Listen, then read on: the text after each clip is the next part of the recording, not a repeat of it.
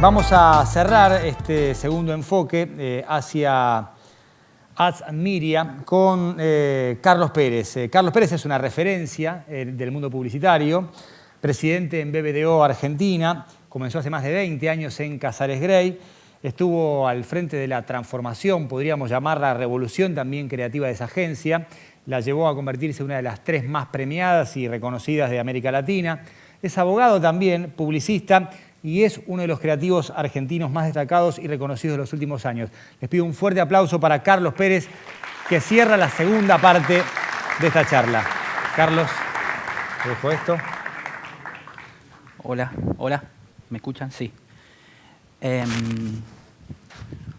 Para definir ya este panel como el panel de las medias, les quiero contar que lo de Maxi está bastante acertado, porque de hecho Netflix, no sé si alguno lo leyó, lanzó un prototipo de medias un mes atrás, que vos te las ponés mientras estás viendo Netflix y cuando te dormís, inmediatamente para la serie. Muy bien. ¿Sí? Googleenlo y lo van a encontrar. Lo cual nos habla de alguna manera de cómo la tecnología empieza a trabajar sobre nuestro comportamiento. Nosotros en la agencia usamos mucho, nos cuesta, por cierto, un proverbio chino, me parece, que dice: para cazar al animal tienes que convertirte en el animal. Y de eso se trata, me parece. Creo que todos los que estamos tratando, digamos, viviendo esta época, como decía Kelly Jones al principio, es una época fascinante. Cuando estás de buen humor, a veces es terrorífica cuando no estás tan de buen humor, en el sentido del cambio acelerado que se vive y, sobre todo, la migración de un marco mental a otro.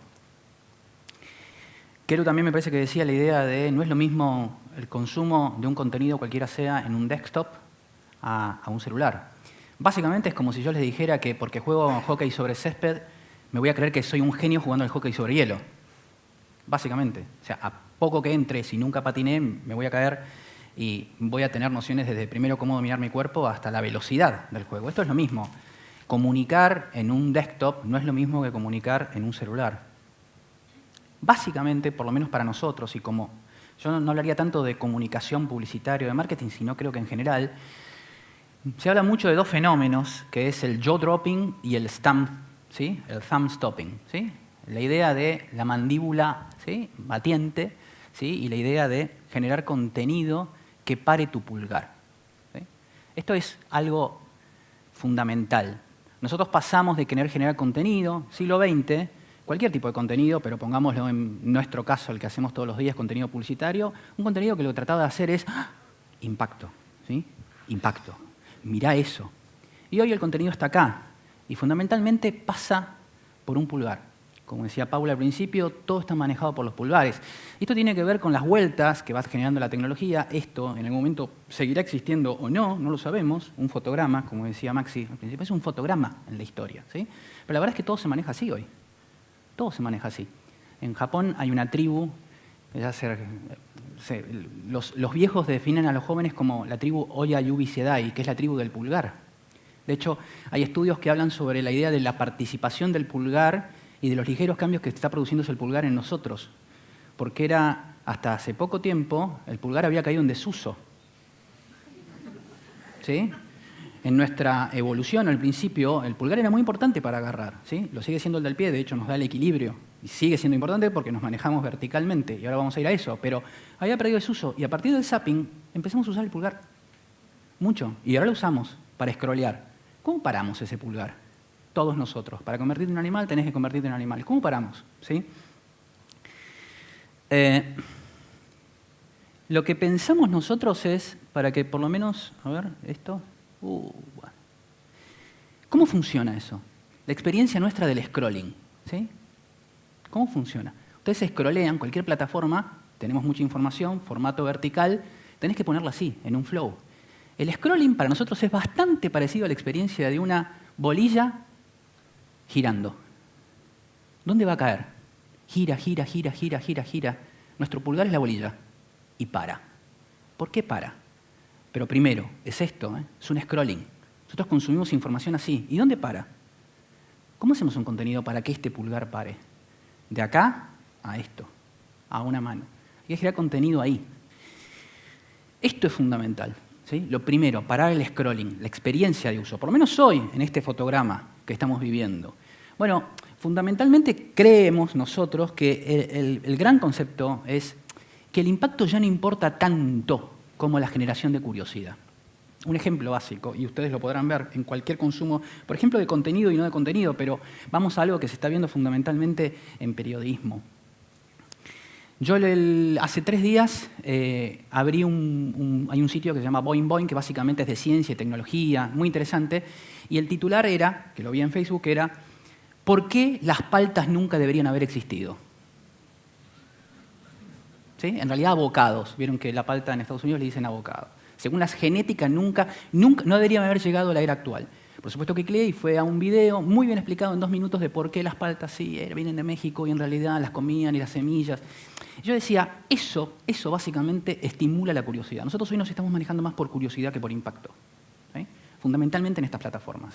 Y de hecho, los estudios neurológicos lo que demuestran es que nosotros somos mucho más atentos y estamos mucho más dispuestos a consumir información en un celular que en una televisión, ¿sí? Y hay, a la par, en términos emocionales, tanto lo que tiene que ver con empatía como, ¿sí?, las zonas que se iluminan del cerebro, todo lo que tiene que ver con la carga emocional, está a la par, la televisión con el uso del celular. Ahora, es diferente, ¿sí?, muy diferente la capacidad de concentración. Nos concentramos mucho más acá, ¿sí?